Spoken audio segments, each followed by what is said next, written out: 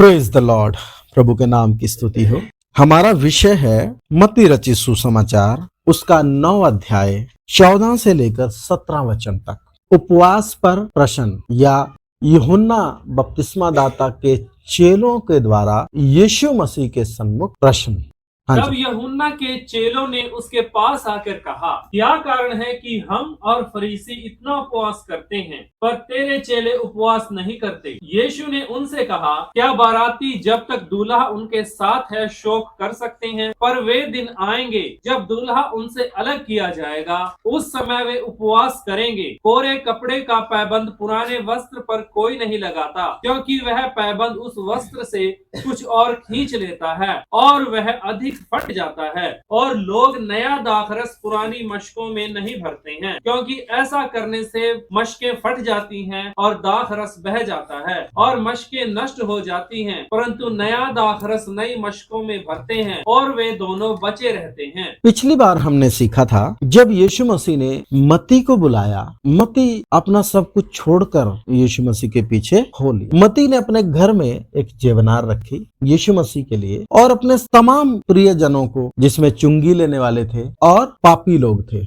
पापी बोलने से जो साधारण इजरायली या अन्य जाति लोग जो व्यवस्था को फॉलो ना करके अपने सामान्य जीवन को जीते हैं, उनको इजराइल में पापी कहा जाता है। किनके द्वारा? फरीसियों के द्वारा, क्योंकि वो उनके होल्ड में रहकर चलते या जीवन व्यतीत या जो परंपराएं हैं उनको नहीं मानते। तो ये दोनों जो ग्रुप हैं ये फरीसियों के द्वारा बहिष्कृत हैं। अब यीशु मसीह परमेश्वर का सेवक होकर, परमेश्वर का नबी होकर, उस समय के लोगों की दृष्टि में जो भी उसको समझते थे, एक धार्मिक अगुवा होकर जब ऐसे लोगों के बीच में बैठकर खाना खाता है, बहिष्कृत लोगों के बीच में बैठकर खाना खाता है, तो यीशु मसीह को भी वो तिरस्कृत दृष्टि से देखते हैं और वो सवाल करते हैं कि तू चुंगी लेने वाले और पापियों के साथ बैठकर खाना क्यों खाता है? तब यीशु मसीह ने जवाब दिया कि भले चंगों को वैद्य की आवश्यकता नहीं, परंतु किसको है? बीमारों को है। भले चंगों से वहां मतलब क्या था कि जो लोग अपने दृष्टि में धर्मी हैं, जो उद्धार को ढूंढ नहीं रहे हैं, वो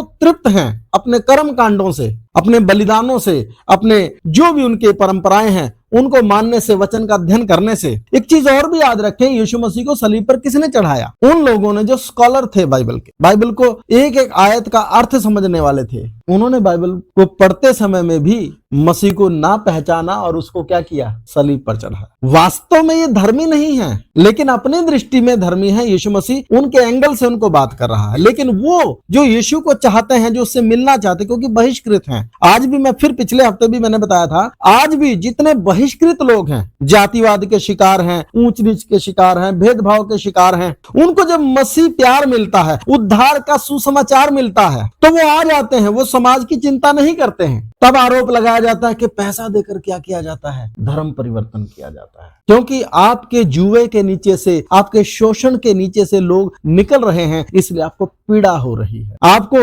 छोटा दिखाने के लिए कोई मिलेगा नहीं। लोग समानता के उस लेवल को जीना चाहते हैं और परमेश्वर जो किसी का पक्ष नहीं करता, वो सबको समान क्या करता है? प्रेम करता है। जब लोग अपने परमेश्वर को पहचान जाते हैं और उसके पास आते हैं, तरह तरह की बातें बोली जाती हैं। अब यही सारी चीजें यूहन्ना के चेले वहां खड़े हैं जब ये हो रही हैं, और यूहन्ना के चेले भी, यूहन्ना बपतिस्मा दाता, उसके चेले भी यीशु मसीह पर एक सवाल क्या करते हैं? दागते हैं। क्या सवाल है? खाना खा रहा है यीशु बैठकर किनके साथ? चुंगी लेने वालों और फरीसियों के साथ। और ये सवाल क्या करते हैं? तेरे चेले उपवास क्यों नहीं रखते? आप इस सवाल का सेंस समझते हैं? जरा दोबारा पढ़ दें 14। तब यूहन्ना के चेलों ने उसके पास आकर कहा, क्या कारण है कि हम और फरीसी इतना उपवास करते हैं पर तेरे चेले उपवास नहीं करते? देखिए, फरीसी यीशु मसीह पर सवाल उठा रहे हैं क्योंकि उनके तो मन में घृणा है। यूहन्ना जिसने यीशु को क्या किया? इजराइल पर प्रकट किया।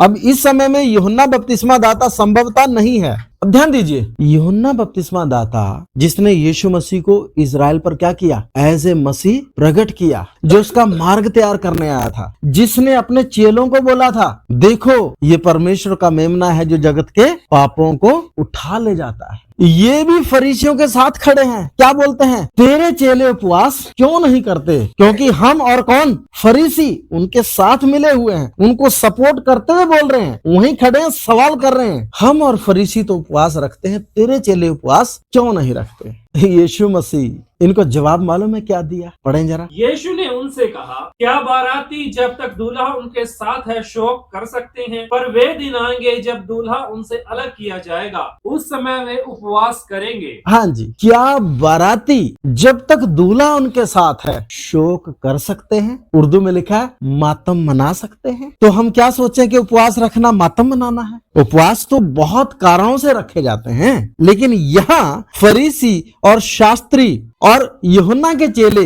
उपवास रख रहे हैं। लगातार इनके बीच में एक परंपरा है उपवास रखने की। हफ्ते में 2 दिन उपवास रखते हैं, सोमवार को और बुधवार को। इनके उपवास रखने का जो इंटेंशन है, इनके उपवास रखने का जो सोच है, वो क्या है? क्योंकि इजराइल गुलामी में है, इजराइल के छुटकारे के लिए। क्योंकि व्यवस्था में हम देखें, उपवास का बहुत ज्यादा क्या नहीं है। पूरे देश में वर्ष में 1 दिन क्या रखना है? उपवास, जो व्यवस्था में लिखा है, जो परमेश्वर की आज्ञा है। लेकिन इन्होंने एक पैटर्न बनाया हुआ है, सप्ताह में 2 उपवास। ये उपवास क्यों रखते हैं? क्यों प्रभु बोल रहा है मातम नहीं मनाते? क्योंकि इजराइल गुलामी में है, पीड़ा में है, और ये आने वाले मसीह की इंतजार में प्रार्थनाओं के साथ दुख में उपवास रख रहे हैं कि प्रभु मसीहा को क्या कर भेज। फरीसी, शास्त्री और यूहन्ना के चेले उपवास क्यों रखते हैं? ताकि मसीहा परमेश्वर की ओर से आए और हमें क्या करे? छुड़ाए। क्योंकि उस गुलामी से, उस पीड़ा से त्रस्त हैं। कंटिन्यू उपवास रखने का इनका ये कारण है। यीशु वही उसी कॉन्टेक्स्ट में बात करता है, उसी बात को रखकर इनके सवाल का जवाब देता है। दोबारा पढ़ें। यीशु ने उनसे कहा, क्या बाराती जब तक दूल्हा उनके साथ है शोक कर सकते हैं? शोक कर सकते हैं। यीशु के विषय में यूहन्ना बपतिस्मादाता ने कहा था, जिसकी दुल्हन है वही दूल्हा है। यीशु उसी कॉन्टेक्स्ट में यूहन्ना बपतिस्मादाता के चेलों से बात कर रहा है, क्योंकि ये फरीसियों के उस फ्लो में आ रहे हैं। इनको ये सवाल करना उचित नहीं था। थोड़ा चक्कर में तो कौन भी पड़ गया? यूहन्ना बपतिस्मा दाता भी पड़ गया, क्योंकि वो तो व्यवस्था के अनुसार बहुत ही सख्त था। उसने तो इन फरीसियों को भी भगाया, क्या बोलकर कि हे सांप के बच्चों, किसने तुम्हें जताया कि आने वाले क्रोध से भागो? वो तो इनसे भी ज्यादा सख्त था। वो क्या सोचता होगा कि जो आने वाला है, मैं जिसकी जूती का बंद खोलने के लायक नहीं हूँ, वो तो मुझसे भी ज्यादा क्या होगा? सख्त होगा, मुझसे भी ज्यादा स्ट्रिक्ट होगा व्यवस्था के अनुसार। लेकिन हुआ क्या? ये बैठा किसके साथ खाना खा रहा है? इजराइल के बहिष्कृत उन लोगों के साथ जो शोषक के साथ मिले हुए हैं। ये कैसे इजराइल को उद्धार कर सकता है?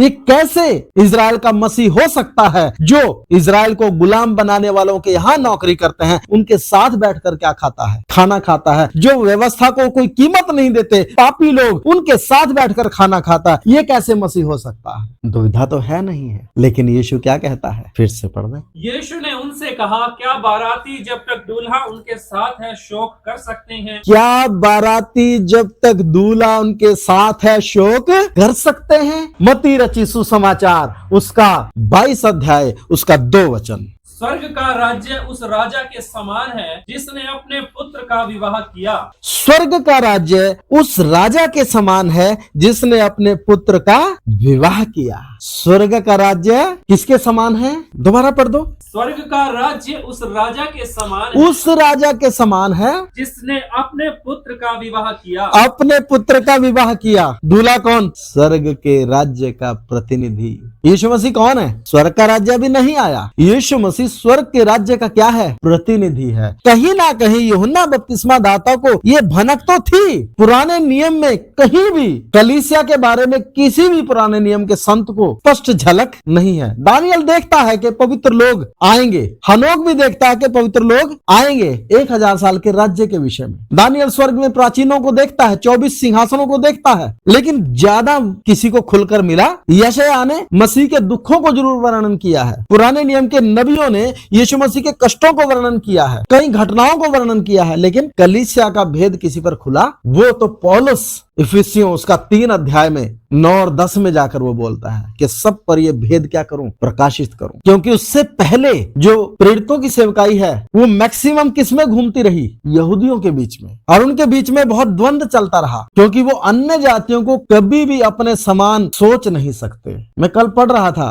पौलुस जब मंदिर में पकड़ा गया, जब उसने खड़ा होकर अपना प्रत्युत्तर देना शुरू किया कि मुझे परमेश्वर ने अन्य जातियों के लिए चुना कि वो भी परमेश्वर की मिरास में भागी हूं, तो भड़क गए लोग। क्यों? सुनना नहीं चाहते कि अन्य जाति उनके क्या हो, बराबरी में आए। कुत्ते जितनी कदर नहीं करते यहूदी आज भी अन्य जातियों की। मजबूरी में, व्यापारिक कारणों से, किसी भी कारणों से वो लोगों से जुड़े रहते हैं। आप इस्लाम को देख लीजिए, इस्लाम में भी क्या सोचते हैं कि हम तो क्या हैं, चुनी हुई कौम है। यहूदी घमंड से सीना तान के चलते हैं, चुनी हुई कौम है। हमें भी प्रभु कहता है तुमने मुझे नहीं परंतु मैंने तुम्हें क्या किया है, चुना है। लेकिन विश्वासी इस घमंड से जीते नहीं। विश्वासी चुनकर अलग किए गए लोगों का क्या है, असली योजना तो विश्वासी हैं। लेकिन विश्वासी क्या चाहते हैं, और भी लोग प्रभु को जान जाए। ये है परमेश्वर का प्रेम जो हमारे मनों में क्या किया गया है, डाला गया है। घमंड दिखाकर दूसरों को अपने से तुच्छ जान लेना आसान है, क्योंकि उसके लिए कुछ नहीं करना पड़ता, बस ऐंठ के चलना है। लेकिन जब दूसरों को उस मिरास का भागी बनाना है, उसके लिए जोखिम उठाना है, उसके लिए पीड़ाएं सहना है, बोझ होना है, आंसू आना है, उपवास होना है, लोगों को प्रचार करना है। स्वर्ग का राज्य उस राजा के समान है जिसने अपने पुत्र का क्या किया, विवाह किया। यूहन्ना बपतिस्मा दाता को कहीं ना कहीं इसकी भनक थी, कितना स्पष्टता हम नहीं जानते, इसलिए उसने बोला जिसकी दुल्हन है वही क्या है, दूल्हा है। जब यूहन्ना बपतिस्मा दाता के चेले यीशु के पीछे चले गए और अलग से जाकर यरदन में ही बपतिस्मा देने लगे, और डिफेम कौन होने लगा, यूहन्ना, और फेमस कौन होने लगा, लोकप्रिय कौन होने लगा, यीशु। क्योंकि यूहन्ना ने तो अपने जीवन में कोई आश्चर्य कर्म ये क्या करता है, ये बड़े बड़े अद्भुत काम करता है। दुनिया किसके पीछे, इसके पीछे। तो वो क्या बोलता है, जिसकी दुल्हन है वही क्या है, क्योंकि उसको पता था यही है, क्योंकि उसने चिन्ह देखे थे। अब हम नहीं जानते कि यूहन्ना बपतिस्मा दाता जीवित है या नहीं है, लेकिन चेले फरीसियों के उस फ्लो में, उस बहाव में आकर फरीसियों का समर्थन करते हुए यीशु से सवाल कर रहे हैं। तो यीशु ने जवाब भी क्या दिया, जब तक दूल्हा बारातियों के साथ है क्या वे शोक करते हैं। यीशु मसीह अपने आप को परमेश्वर के राज्य का प्रतिनिधि के तौर पर वहां क्या कर रहा है, खड़ा कर रहा है। और क्या बोलता है, वापिस आए मत्ती उसका 9 अध्याय 15 से। यीशु ने उनसे कहा, क्या बाराती जब तक दूल्हा उनके साथ है शोक कर सकते हैं? पर वे दिन आएंगे जब दूल्हा उनसे अलग किया जाएगा, उस समय वे उपवास करेंगे। कोरे कपड़े का पैबंद पुराने वस्त्र पर कोई नहीं लगाता। आमीन। पर वे दिन आएंगे जब दूल्हा उनसे अलग किया जाएगा, उस समय वे उपवास करेंगे। और आज वो समय है। दूल्हा क्या किया गया, ये एक भविष्यवाणी भी थी उनके सामने कि दूल्हा क्या किया जाएगा, मतलब वो समय आने वाला है यीशु मसीह का क्रूसिफिकेशन। अपनी मृत्यु के विषय में, अपने क्रूसिफिकेशन के विषय में यीशु ने बहुत बार क्या किया है, बताया है। डायरेक्ट भी बताया है, ऑफिशियली भी बताया है, और दृष्टांतों में भी बताया है। आज वो समय है। आज कलीसिया को क्या करना चाहिए, उपवास, प्रार्थना। हम करते हैं? अगर नहीं करते तो सोचना पड़ेगा मेरे प्रियो, हमारी भूख क्या है। अगर आत्मिक भूख से, आत्मा में भूख रखते हैं, आत्माओं की भूख रखते हैं, तो उपवास रखना सहज होगा, नहीं तो मुश्किल होगा, नहीं रख पाएंगे। उस समय फरीसी रखते थे, इसलिए प्रभु ने क्या कहा, अगर तुम्हारी धार्मिकता शास्त्रियों और फरीसियों की धार्मिकता से बढ़कर नहीं, तो तुम कभी भी स्वर्ग के राज्य में क्या नहीं कर पाओगे, प्रवेश नहीं कर पाओगे। बढ़कर शास्त्रियों और फरीसियों की धार्मिकता से बढ़कर धार्मिकता होने का मतलब पहला कि वो दिखावा करते थे, हमने दिखावा नहीं करना। उस सेंस में उपवास रखना ही नहीं है जिसमें वो रखते थे, नंबर 1। नंबर 2, उपवास यथासंभव जितना हो सके और रखना। उनके उद्देश्य क्या थे, वो उपवास रखकर अपने आप को धर्मी ठहराते थे लोगों की दृष्टि में, ताकि लोग उनको अपने यहाँ बुलाएं, उनको भोजन, उनको उपहार, उनको मान सम्मान दें। हम जब उपवास में ठहरते हैं तो हमारा चिंता नाश हो रही आत्माएं, अपने जीवन की दुर्बलताओं को प्रभु के सामने रखना, और जो कमजोर हमारे विश्वासी भाई बहन है उनके लिए क्या करना, उनके लिए दुआ करना, ताकि उनको भी प्रार्थना में उठाया जाए। प्रभु के संतों के लिए दुआ करना। वो आत्मा में क्या है, मैं नहीं कहता कि 2 रखो, 4 रखो, लेकिन मैं कहता हूं कम से कम 1 उपवास तो रखो, कम से कम मिनिमम 1 तो रखो। उनसे बढ़कर होना है, दिखाने के लिए नहीं होना है। आज हमें उपवास का जीवन जीना चाहिए। अगर आज विश्वासियों में उपवास रखने का मन नहीं है, बोलकर रखाना पड़ रहा है, उसका कोई फायदा नहीं। बोल के रखवाया जाता है इसलिए ताकि थोड़ी प्रैक्टिस हो जाए, रखवाते हैं बोलकर, है ना। वो किस लिए, हमें पता है उसका कोई फायदा नहीं, लेकिन इसलिए रखवा रहे हैं ताकि थोड़ा सा गाड़ी क्या हो जाए, जब गाड़ी स्टार्ट नहीं होती तो थोड़ा क्या देना पड़ता है, धक्का देना पड़ता है। लेकिन अगर हम कहें कि धक्का मार के चलाते रहे, धक्का मार के चलाते, वो गाड़ी थोड़ी है, तो खटारा है, उसको कौन सवारी करेगा, पता नहीं कहाँ रुक जाए, कि चढ़ाई पे रुक जाए, वो गाड़ी नहीं है। 16 कोरे कपड़े का पैबंद पुराने वस्त्र पर कोई नहीं लगाता, क्योंकि वह पैबंद उस वस्त्र से कुछ और खींच लेता है और वह अधिक फट जाता है। कोरे कपड़े का पैबंद, हमारे लोकल भाषा में तो टाकी बोलते हैं ना। पुराना कपड़ा फट गया, उसके ऊपर कौन सी टाकी लगेगी, कौन सा पैबंद लगेगा, पुराना कपड़े का। क्योंकि नए कपड़े में जो ताकत है वो पुराने कपड़े को भी क्या कर लेगी, क्योंकि उसको थोड़ा सा बढ़ाकर लगाएंगे, फिर उसको सिलाई करेंगे। नया कपड़ा ज्यादा मजबूत है, तो जहां जहां तक वो एक्स्ट्रा करके सिलाई किया उसको वो खींच लेगा, तो वो पैबंद क्या करेगा, कपड़े को और फाड़ देगा। एक और एग्जाम्पल है आगे, और लोग नया दाखरस पुरानी मशकों में नहीं भरते, क्योंकि ऐसा करने से मशकें फट जाती हैं। क्योंकि पुरानी मशकों में लचक नहीं रहती, सख्त हो जाती हैं, उनकी इलास्टिसिटी, उनकी जो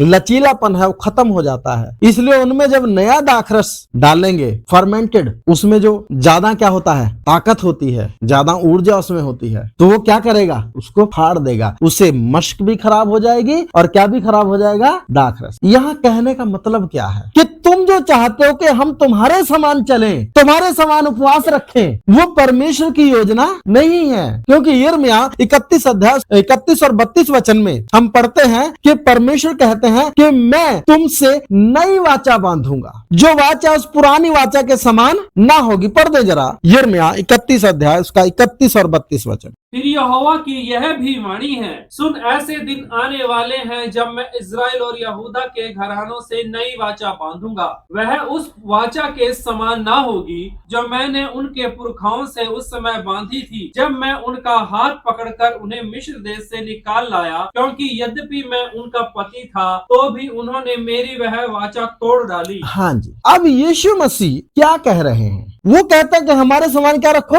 यीशु मसीह क्या कहता है कि पुराने कपड़े पर नया पैबंद नहीं लगता, नई दाखरस पुरानी मशकों में डाली नहीं जाती। उसका मतलब यह है कि यीशु मसीह व्यवस्था में सुधार करने नहीं आ रहा है, व्यवस्था को और ज्यादा सख्त करने के लिए, व्यवस्था को और नए तरीके से अप्लाई करने के लिए नहीं आ रहा है। यीशु मसीह ने उस पुरानी व्यवस्था को अपने में पूरी करके, ध्यान दीजिए, खत्म नहीं किया, व्यवस्था को अपने में क्या किया, पूरा करके एक नई व्यवस्था की क्या की है, स्थापना की है। नया दाखरस, नई मशक, नई वाचा और परमेश्वर की कलीसिया की स्थापना की है और उसमें क्या दी है, नई वाचा दी है। नया नियम किसके लिए है, यहूदियों के लिए है। था तो उन्होंने अस्वीकार कर दिया, क्योंकि वो पुरानी दाखरस या पुरानी मशक की तरह ही हो गए, क्योंकि उन्होंने अपने अंदर बदलाव करना नहीं चाहा। प्रथम शताब्दी की कलीसिया में यही द्वंद रहा कि जो यहूदियों में से विश्वास में आए वो क्या करने लगे, व्यवस्था को उसी धुन में लेकर चलने लगे। क्योंकि कहना क्या था कि यीशु मसीह भी व्यवस्था के अनुसार पैदा हुआ, व्यवस्था को मानता था, यीशु मसीह का भी खतना हुआ। यीशु ने जब खुद व्यवस्था मानी तो हम भी क्या मानेंगे, व्यवस्था माने। फिर जब अन्य जातियों से लोग विश्वास में आने लगे तब कलीसिया में झगड़ा खड़ा हो गया, क्योंकि कलीसिया में सारे पास्टर, सारे विश्वासी, सारे एल्डर, सारे जो प्रेरित थे वो कौन ही थे, यहूदी ही थे। तो परमेश्वर ने फिर कुरनेलियुस वाली एक घटना को बीच में लेकर आया, अद्भुत तरीके से, अलौकिक तरीके से, और सबको निरुत्तर किया। फिर अन्य जातियों में फिलिपुस वगैरह अन्य सामरियों में गए सेवा करने के लिए, उधर भी बड़ा काम हुआ, तो दबाव डालने लगे कि इनका भी खतना करो। तब फिर कलीसिया में पौलुस जब बाहर अन्य जातियों में जाकर सेवा करने लगा, उसके ऊपर भी यही प्रेशर कि बोलो कि सबका क्या होना चाहिए, खतना होना चाहिए। तब कलीसिया ने बैठकर चिंतन किया। पहले तो कलीसिया के जो विश्वासी थे, जो एल्डर थे, जो वहां के अगुवे थे, वो इस बात को स्वीकार करने के लिए तैयार नहीं थे कि अन्य जातियों में भी उद्धार का काम या सुसमाचार जा सकता है। क्योंकि यीशु भी अपने जीवन में सेवकाई करते समय में क्या बोलते थे, मैं इजराइल की भेड़ों के लिए ही क्या किया गया हूँ, भेजा गया हूँ। लेकिन याद रखें, उत्पत्ति उसका 12 अध्याय उसका 3 वचन में क्या लिखा है, अब्राहम को आशीष क्या दी थी, तुझ में पृथ्वी की सब जातियां क्या पाएंगी। ये योजना पहले से है, लेकिन प्राथमिकता किसको, इजराइल को। जब इजराइल ने स्वीकार नहीं किया तो पूरी दुनिया को वो मौका मिलना ही था, लेकिन वो पहले किसको मौका था, आपके घर में में 2 कुत्ते आपने पाले हैं, एक बच्चा है आपका, पहले खाना किसको दोगे? बच्चे को ही दोगे। इसलिए सरूफिनिकी की जाति को यीशु मसीह ने यही तो कहा था, और वो सच है। एक यहूदी की दृष्टि से आप समझिए ना। आप कहोगे तो बाकी भी तो परमेश्वर की संतान है, उसका कारण है उस समय में अन्य जातियों के अंदर ऐसे ऐसे रिवाज थे, आप कहोगे तो कुत्तों से भी बदतर थे। फ्री सेक्स था उनके धार्मिक अनुष्ठानों में, क्या था? फ्री सेक्स होता था, नरबलियां होती थी। और इन्हीं बातों में तो कितनी बार इजरायली भी पढ़े और परमेश्वर के दंड को पाए। तो वो एक कैरेक्टर को दिखा रहा है। जबकि आप ध्यान दीजिए, रोमियो उसका 1 अध्याय उसका 18 से जब आप पढ़ेंगे तो परमेश्वर के विषय का ज्ञान सब पर प्रकट है या नहीं है, परमेश्वर की सृष्टि रचना के द्वारा। फिर भी एक व्यक्ति एक पत्थर को पूजा करता है और पत्थर को पूजते समय में इतना हद तक गिर जाता है कि वो नैतिकता भूल जाता है, वो मानवीय भावनाओं में भी क्या हो जाता है, अपने बच्चों को क्या करता है? बलि करता है। कोई बाप या कोई माँ कर सकता है? तो फिर उसके लिए कुत्ता शब्द भी मैं कहता हूं क्या है? कम है। वो एक कैरेक्टर को दिखाता है जो अपने स्तर से गिर जाता है। कुत्ता कभी भी क्या नहीं करता, कुत्ते को बोलते हैं बड़ा वफादार है, ये है वो है, लेकिन चोर को एक हड्डी ले जाए साथ में मांस वाली और जाके पहले किसके आगे फेंक दे, वो उसको चाटता रहेगा अपना जो मर्जी। ठीक है जी। एक और आदत है कुत्ते की, वो क्या करता है? जो उल्टी करता है उसी को क्या कर लेता है? खा ले। वो उसकी उस आदत को लेकर जो अपने समर्पण से या अपने लेवल से गिर जाते हैं, उनके लिए फिर वो कुत्ते शब्द का क्या होता है? कम से कम नैतिक बुद्धि तो होगी नहीं होगी। अगर व्यक्ति अनैतिकता पे उतर आया है, नैतिक बुद्धि नैतिक समझ होती है हर किसी के पास, उससे भी गिर गए, तो फिर यीशु क्या बोलता है? बालकों की रोटी लेकर किसको नहीं डाली जाती? कुत्तों को नहीं। जबकि अन्य जातियों के लिए भी सलीब पर प्राण दिया नहीं दिया, सबके लिए पहले से योजना है, लेकिन वो कैरेक्टर दिखा रहा है। हमें बुरा लगेगा लेकिन सच यही है, कैरेक्टर है। और आज ऐसा नहीं है। जब सरकारों राजाओं का युग खत्म हो गया, सामंतवाद का युग खत्म हो गया, कानून बने, सरकारें आई, कानून बने, तब नरबलियों को क्या कर दिया गया? प्रतिबंधित कर दिया, तब रुके ये। नहीं तो हर गांव में हर साल में एक नरबली होती थी, और यहाँ नहीं, लगभग पूरी दुनिया में ये सब था। तो यीशु मसीह ने व्यवस्था को अपने में पूरा करके परमेश्वर के राज्य का प्रतिनिधि होते हुए परमेश्वर की सारी मांग को अपने में पूरा किया, परमेश्वर के सारे न्याय को अपने ऊपर गिरने के लिए अपने आप को दिया। हम सबके पाप उस पर लादे गए, उस यीशु पर क्रूस पर परमेश्वर का न्याय गिरा, ईश्वरत्व भी उससे हट गया, और फिर धर्मी होने के कारण उसकी सुनी गई और वो अधोलोक से भी छुड़ाया गया, और तीसरे दिन मुर्दों में से जी उठा, और कलीसिया की स्थापना, नई मशक, और उसमें क्या दिया गया? नई वाचा, नया नियम की शिक्षा। आप बताइए, यीशु मसीह ठीक बोल रहे हैं? आज भी यीशु मसीह का प्रचार कीजिए आप यहूदा में, इजराइल में कीजिए, आपके मुंह पर थूक देंगे। कितने सेवक जाते हैं जिनको बोझ होता है, प्रभु बोझ देता है। कई बार मैं सोचता हूँ परमेश्वर ऐसा बोझ देता है कि तेरी टांग टूटे, सिर फूटे, जो मर्जी हो तू जाके बोल। आप पुराने नियम से आज तक देख लीजिए, परमेश्वर अपने दासों को ऐसे ही चुनता है। परमेश्वर ने मेरे मन में डाला परसों कि मैंने अपने लोगों को संसार के सुख भोगने के लिए नहीं चुना, संसार में कष्ट उठाने के लिए चुना। अगर हम कहते हैं कि हम चुने हुए हैं, मेरे प्रिय, संसार के सुखों को भोगने के लिए परमेश्वर ने हमें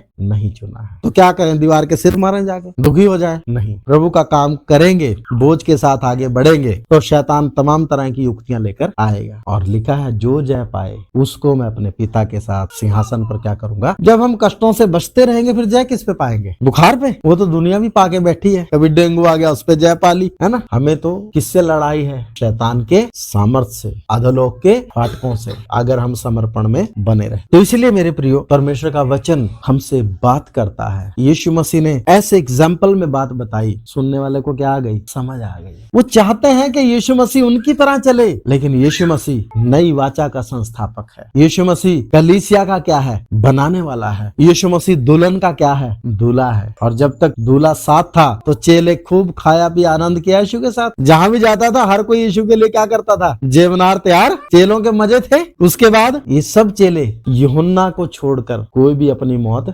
नहीं मरा। यूहन्ना भी मारा गया, लेकिन परमेश्वर की इच्छा थी कि ना मरे, क्योंकि प्रकाशित वाक्य क्या करना था? लिखना। ठीक है जी। आइए दुआ, सब लोग प्रार्थना करें। नई मशक, नया दाखरस, नया वस्त्र, नया पैबंद। मेरे प्रियो, यीशु ने व्यवस्था को अपने में पूरा किया, हमें एक नई व्यवस्था दी, उस पहली से बेहतर। पुराने नियम की व्यवस्था शरीर पर काम करती थी, नए नियम की व्यवस्था मन पर काम कर। पुराने नियम की व्यवस्था में बलिदान चढ़ाए जाते थे, नए नियम की व्यवस्था में आत्मसमर्पण। हालेलुया। पुराने नियम की व्यवस्था में काम करके धर्मी ठहरते थे, नए नियम की व्यवस्था में धर्मी ठहरने के बाद स्वाभाविक रूप से काम किए जाते हैं। पुराने नियम की व्यवस्था में तन का खतना होता था, नए नियम की व्यवस्था में मन का खतना। पुराने नियम की व्यवस्था में शारीरिक मंदिर था, नए नियम की व्यवस्था में हर एक व्यक्ति मंदिर। मेरे प्रियो, हम एक उत्तम उत्तम वाचा के भागी हुए हैं। पुरानी वाचा को प्रभु ने अपने में पूरा किया, वह व्यर्थ नहीं थी। नए नियम की वाचा के लिए वो एक मार्ग प्रदर्शन करती थी। यीशु के आने से पहले पुराने नियम की व्यवस्था शिक्षक का काम करती थी, आज सब प्रकट है। आइए प्रार्थना करें। प्यारे खुदावंद, आपने हमें एक बेहतर जीवन को जीने के लिए उद्धार का अनुभव दिया, अपनी आत्मा से भरा मंदिर बनाया, नई व्यवस्था को हमें दिया, और ज्यादा गंभीर होने के लिए आपने हमें हर जरूरी बातों को पूरा करके पिता, तमाम बातें आप ही को अर्पण करते हैं। सारा आदर महिमा आपको सौंपते हैं। हमारे जीवन और भी आपकी सीधी इच्छा में आगे बढ़े, ताकि हम अन्य जातियों के समान इस संसार के सुखों की खोज में ना रहे, परंतु अपने परमेश्वर की महिमा अपने जीवन से करने वाले बने। सहायता यीशु मसीह के नाम में। अब हमारे परमेश्वर का प्रेम, प्रभु यीशु मसीह का अनुग्रह, पवित्र आत्मा की सहभागिता और संगति अब से लेकर यीशु मसीह की दूसरी आमद तक हम सबों के साथ और प्रभु की तमाम पवित्र कलीसिया और संतों के साथ होता रहे। आमीन। प्रभु आपको आशीष दें। जय मसीह की।